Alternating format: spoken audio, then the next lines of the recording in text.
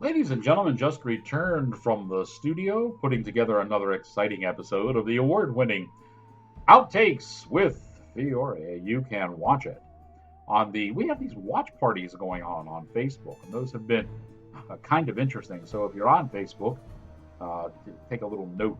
Look for the notice that they give you on your news feed there that the watch party is coming up, and join in. They're interactive. They're kind of fun.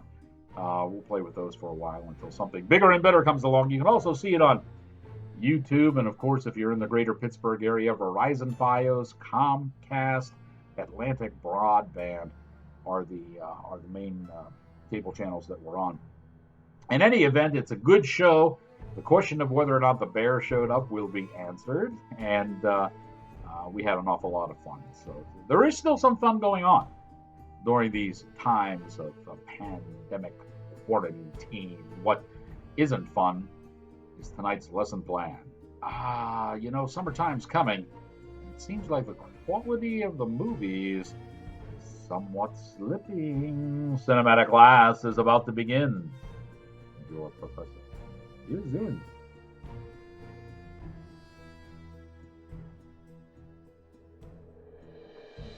Say good evening, ladies and gentlemen. I am your cinematic professor and purveyor of truth in movies. Tonight's lesson plan is a film called The Luring. This was kind of a strange horror film in that the horror really doesn't come until the end of the movie. Let me explain what's going on here. Christopher Wells is the man who wrote, produced, and directed The Luring. And the first warning sign right off the bat was the now infamous red balloon. If you're going to have an element of fright running through a movie, it's best not to copy the one that has already been established for a clown in the sewers. But Chris throws that all out the wind. Caution be gone. Now, we get a red floating balloon, and it's like, wait a minute now. There's no Pennywise, but we have this balloon. What this basically starts out as, it appears to be a younger version of Psycho. Okay, we have a little kid who basically is a homicidal maniac, and all of these terrible things ensue when he's just a little boy at his 10th birthday. That's where all the trouble starts. And the house in which this all occurs is naturally the focal point as different people are trying to move into this house. And apparently, the red balloon and this little boy's Mian are still hanging around and causing havoc.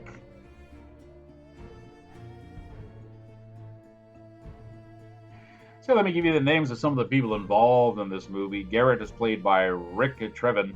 Claire is played by Michaela Sprague.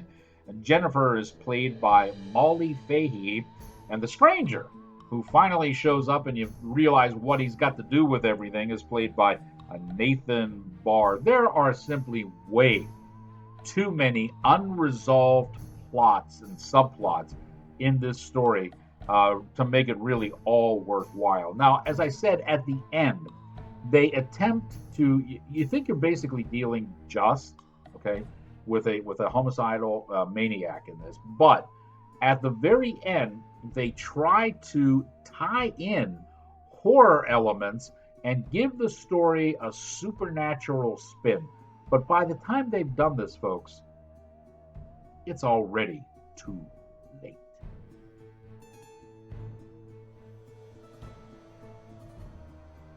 So a little word of caution to Lucas Lapataglia. You're saying, well, who is that? He's the editor of the film. Lucas, it's really nice to have a little bit of cohesion between your segments. Just might want to consider that down the road.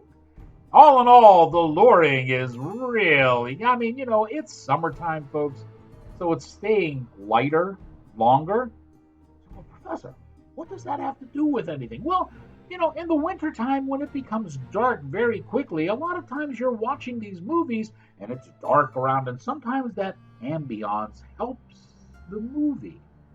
But now it's 9:30 before the sun goes down, so you usually have a lot of light. It's a lit room, and if you watch a movie like this under those conditions, you lose any kind of ambiance that might try to help this movie out.